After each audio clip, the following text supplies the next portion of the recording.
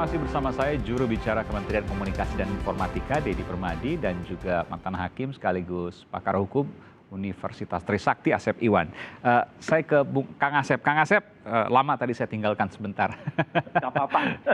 Jadi saya juga terkejut juga karena di Jerman itu juga ada undang-undang yang mengatur serupa dengan Indonesia terkait dengan penodaan agama. Jadi kalau kasus Paul Jang ini nggak bisa kemana-mana, di Indonesia kena, di Jerman pun bisa dilaporkan. Bukan demikian? Ya, jadi Pak Steman pada ketahui sejarah hukum itu. Ya. Jadi KUHP pidana itu ada pasal pokoknya 156 penodaan agama. 156 ini berasal dari KUHP Belanda. Belanda dari Prancis zaman Napoleon. Nah, Napoleon ini nyebar ke beberapa negara Eropa, ya, terutama negara-negara kontinental. Oke. Nah, termasuk Jerman juga. Nah, Indonesia diselipkan 156A, produk Indonesia ini 156A, ya, kebencian, permusuhan, plus ditambah Undang-Undang ITE 28, ya. Jadi masalah penodaan agama hampir seluruh dunia menganut, ya, sanksi pidana bagi siapapun yang menodai agama. Itu dulu. Nah sekarang ketika orang-orang melakukan tindak pidana penodaan agama, ini juga berlaku di seluruh dunia. Ajas teritorial, nasional pasif, nasional aktif. Artinya, siapapun yang melakukan tindak pidana penodaan agama di Republik Indonesia, baik WNI maupun bukan WNI, kena. Oke. Termasuk WNI yang di luar negeri, di kedutaan besar, di teritorial, kena. Ketika orang ini ketika berganti kewarganegaraan atau berpindah kewarganegaraan, tidak menyebabkan kehilangan tindak pidana penodaan agama. Oke, kalau yang bersangkutan warga negara asing, katakanlah seperti tadi Pak Dubes sudah mengatakan bukan warga negara Jerman setidaknya, tapi nggak tahu kalau negara Eropa yang lain. Kalau seandainya ia merupakan warga negara asing, apakah bisa kemudian diadili di Indonesia dengan KUHP Indonesia? Ya, masalahnya kan Kang Paul ini kan melakukan tindak pidananya di Indonesia. Satu, jadi dia akan melekat terus kemanapun pergi. Di mana di Indonesia kan di Jerman, tapi kemudian menggunakan nggak ada masalah. Internet. Jadi nggak ada masalah. Maksudnya di mana, Kang Asep? Sekali lagi, dia kan warga negara Indonesia, ya, melakukan tindak pidana, ya, juga sekali lagi tadi dilihat apakah dalam teritori Indonesia. Kalau itu nanti kan kewenangan penyidik kerjasama Interpol, NCB. Ya. Nah sekarang jangankan sekali lagi tuh, Mas Aiman, saya kasih contoh. Warga negara asing pun, ya, melakukan tindak pidana apapun yang disebut dalam KUHP itu bisa kena. Apalagi ini masih warga negara Indonesia, katakanlah masih dalam teritori Indonesia sampai kapanpun, kecuali daluarsa, ya, akan kena pidananya. Dari mana Anda bisa mengatakan ia melakukan ini di teritori Indonesia? Ya, nanti kan dilihat oleh ahli IT. Oke. Tapi kalau ia melakukannya di Eropa misalnya? Ya, di Eropa, tapi dia telah melanggar hukum Indonesia, ya. Walaupun bukan warga negara Indonesia juga, dia warga negara Eropa, salah satu negara di Eropa misalnya. Nah, nanti kan hukum, nah choice law-nya itu pilihan hukum, ya, sekali lagi pilihan hukumnya sekali lagi negara tersebut kan menganut. Contoh tadi Belanda, Prancis, Jerman. Ketika dia menodai agama dilakukan di negara tersebut, maka hukum negara tersebutlah yang akan kena kepada yang bersangkutan. Oke. Ini jadi, hukum pidana internasional. Dan diadili di negara tersebut? Ya, karena negara tersebut kan misalkan penodaan agama di Jerman dilarang. Kriminal. Di Belanda kriminal. Di Prancis kriminal. Ketika siapapun baik WNI maupun WNA maupun warga negara itu melakukan penodaan terhadap agama, dan ingat, agama Islam tidak hanya di Indonesia. Di dunia agama Islam ada, dan itu dinodai. Negara yang menganut penodaan agama kriminal, dia akan berlaku hukum terhadapnya. Jadi kalau WNA berada di luar negeri, dia menghina kemudian terkait dengan SARA, begitu ya? Itu hanya bisa diadili di negaranya, tidak bisa kemudian diadili di Indonesia, meskipun menggunakan bahasa Indonesia. Kata kunci hanya menggunakan bahasa Indonesia misalnya. Hati-hati, Mas Aiman, ya. Sekali lagi, WNI di Indonesia kena. WNI di luar, ya, melanggar KUHP Indonesia, kena. KUHP berlaku karena tadi ajas teritorial, nasional aktif, nasional pasif. Jadi jangan coba-coba melanggar KUHP Indonesia. Ada lagi yang ketiga, Kang Asep, WNA di luar tapi menggunakan bahasa Indonesia. Ya, nah sekarang bahasa Indonesia. Nah apakah di negara tersebut dia melanggar aturan apa enggak? Kalau negara tersebut dia melanggar penodaan agama dilarang, katakanlah di Jerman, katakanlah di Belanda, katakanlah di Paris atau di negara Luxembourg, ya kena. Oke, tapi kan yang menarik begini, WNA di luar negeri menggunakan bahasa Indonesia. Yang tersinggung, yang tahu bahasa Indonesia, kebetulan orang Indonesia kan begitu. Apakah bisa diadili di Indonesia, WNA di luar negeri menggunakan Nah, bahasa Indonesia? ada dua pertanyaan, dua harus dijawab. Pertama, bukan soal bahasa Indonesianya, isi dari kalimatnya itu noda agama atau tidak, mau bahasa Misalnya Indonesia, dianggap menodai Saya agama, tapi dia warga Ya. negara asing dan kemudian tinggal di negara asing juga, tapi menggunakan bahasa Indonesia dalam rekamannya. katakanlah dia WNA, warga negara Jerman, warga negara Belanda, Prancis, dengan Iya. bahasa apapun, dia nodai agama, menurut negara tersebut adalah pidana, ya harus diadili. Mhm. Nah, Di negara itu. tersebut tidak bisa ditarik ke Ya, iya. Indonesia, Nah, ya nggak bisa lah, karena tindak pidananya lokus deliktinya di negara tersebut. walaupun pakai bahasa Indonesia yang terluka adalah orang Indonesia.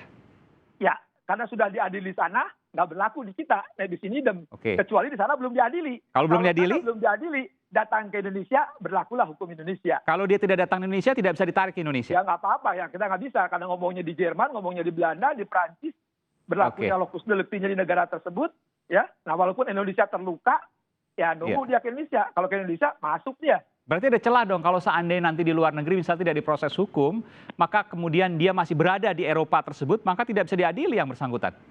Kalau Kang Paul nggak bisa karena telah melakukan tindak pidana, ya, dan termasuk teritori Indonesia, nasional pasifnya kena dia, ya, nasional aktifnya kena. Jadi masih melekat tindak pidana sama Kang Paul.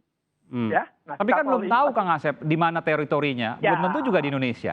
Gini, nanti kira-kira penyidik udah punya itu bukti itu. Oke, ini jangan-jangan Kang Asep udah tahu duluan nih. Oh, yang enggak lah, itu kan 2018. 2018 dikatakan di mana? Itu dalam teritori Indonesia. Baik, oke. Kalau gitu saya tanyakan ke Kang Dede ya. Ke Bung Dedi, apakah kemudian atau dikatakan tadi dari 2018 ada 2019 ada juga yang baru ya. Saya nggak tahu mana nanti yang kemudian dikatakan masuk pasal 156 penodaan agama. Apakah bisa diketahui posisinya di mana dan sudah diketahui sesungguhnya yang bersangkutan ketika melakukan dugaan penodaan agama itu ada di Indonesia? Betulkah itu? Jadi proses hukum itu sedang berjalan, Mas Aiman ya. Ya.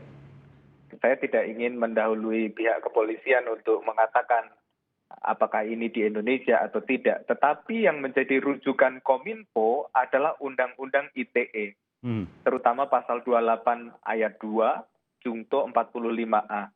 Dan kalau kita melihat keseluruhan Undang-Undang ITE ini terkait dengan perdebatan di luar dan di dalam wilayah Indonesia, Undang-Undang ITE memiliki asas ekstrateritorial. Artinya, setiap orang yang melakukan perbuatan hukum, baik di wilayah hukum Indonesia maupun di luar wilayah hukum Indonesia, itu dapat diproses sesuai dengan proses hukum di Indonesia. Oke. Itu yang perlu dicatat. Ini warga negara Indonesia ya? Ya. Ini khusus untuk warga negara Indonesia? Bisa saja untuk warga negara lain karena misalnya Undang-Undang ITE pun dengan asas ekstrateritorial itu ada kriteria-kriteria tertentu. Saya tidak ingin mengatakan apakah dalam kasus Paul ini kemudian bisa diadili di Jerman atau di Indonesia karena itu nanti ranahnya penegak hukum. Tetapi yang pasti untuk Kominfo, untuk penanganan kontennya, kami tetap menerapkan asas ekstrateritorial itu. Iya, ini hal yang baru sesungguhnya. Kenapa saya katakan baru? Karena ada kemungkinan, kita belum tahu kepastiannya, karena masih terus telusuri. Yang bersangkutan adalah warga negara asing, berada di luar negeri, tapi menggunakan bahasa Indonesia dan diduga melakukan penodaan agama dengan bahasa Indonesia itu. Apakah kemudian ini bisa dijerat Undang-Undang ITE? Bisa. Karena Undang-Undang ITE menggunakan asas ekstrateritorial. Jadi kalau kita melihat hukum, nanti Kang Asep pasti lebih paham gitu ya. Yeah. Kita memiliki perjanjian ekstradisi dengan Jerman, tentu yang bersangkutan kemudian bisa dipulangkan ke Indonesia untuk mengikuti proses hukum di Indonesia. Oke. Dasarnya adalah karena menggunakan bahasa Indonesia atau ada dasar lain? Oh, bahasa saya sepakat dengan Kang Asep, itu bukan ukuran ya. Salah satu saja pertimbangan mungkin. Tetapi yang penting adalah prinsip ekstrateritorial itu adalah mengatakan tindakan itu dilakukan di wilayah hukum Indonesia Ya. atau di luar wilayah hukum Oke. Indonesia, tetapi memiliki dampak terhadap kepentingan nasional Indonesia atau berkaitan dengan proses hukum yang ada di Indonesia. Itu kira-kira kriterianya. Oke, jadi dalam hal ini saya informasi berarti Paul Zhang dimanapun ia berada, warga negara apapun bisa ditarik ke Indonesia. Dalam konteks penegakan Undang-Undang ITE sesuai tupoksi Kominfo, itu bisa. Baik, Kang Asep, pertanyaan yang sama? Iya, jelas. Sangat-sangat bisa. Saya ulangi ya, warga negara asing berada di luar negeri, jadi lokus deliktinya, tempatnya itu bukan Indonesia, tapi menggunakan bahasa Indonesia dan diduga melukai penodaan agama, melukai orang Indonesia dengan dugaan penodaan agama yang dilakukannya. Nah, yang penting tadi kalimat Mas Aiman, telah merusak nama Indonesia, orang Indonesia. Itu kan penghinaan terhadap orang Indonesia. Kalau di negaranya tidak diadili, dia datang ke Indonesia, bisa diadili di Indonesia. Jadi ada di pasalnya paling gampang, Pak Iman. Pasal 2 sampai pasal 9 KUHP. Itu jelas, ya. Ajas nasional aktif, nasional pasif, ajas teritorial. Jadi siapapun warga negara asing berani-berani melakukan tindak pidana yang menyinggung orang Indonesia, ketika itu masuk kategori pidana, dan dia ke Indonesia, apalagi misalkan negara tersebut punya perjanjian ekstradisi, ada kerjasama Interpol, bisa diadili di Indonesia. Kalau nggak diadili mah, silakan Mas Iman, orang asing bisa hina-hina kita, habis kita. Baik. Yang saya menjadi pertanyaan juga tentu Kang Asep saya yakin juga sekali lagi sudah melihat videonya meskipun belum full atau jangan-jangan sudah full karena panjang juga videonya itu berjam-jam. Saya juga sempat melihat meskipun tidak penuh ya. Saya lompat-lompat lah begitu.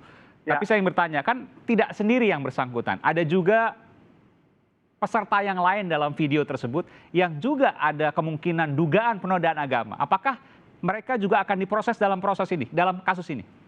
Ya, dalam KUHP itu dikenal ada penyertaan, turut serta, membantu, ya. Nah, aktor intelektual, dalam di Undang-Undang ITE, Kang Deddy lebih pintar, ya. Bagaimana penyebar luasan tadi mendistribusikan, mentransmisikan, dan dapat diakses. Jadi mungkin tidak hanya yang bersangkutan, mungkin akan merembet ke pelaku-pelaku lain. Kalau memang dalam tindakan itu ada yang membantu, ada yang turut serta, ada aktor intelektual, atau mungkin di dunia IT tadi, ditransmisikan, didistribusikan, dapat diakses. Dan itu kena. Jadi semuanya bisa terkena kalau masuk dalam delik tadi? Iya, deliknya judulnya penodaan agama, 156A itu. Dan sekali lagi tidak hanya Paul Zhang, tapi juga peserta-peserta yang ada dalam video tersebut yang dianggap melakukan penodaan agama. Begitu ya Kang Asep? Kalau peserta-peserta tadi, sekali lagi ya, isinya penodaan agama. Tapi kalau cuma diem di situ, cuma amin-amin, ya nggak dapet lah. Tapi kalau ikut sorakin gitu ya, wah bener lah, agama X tuh begini-begini, agama ini begini-begini, nah itu baru kena. Bisa kena, bukan penyertaan tapi kena penodaan agamanya?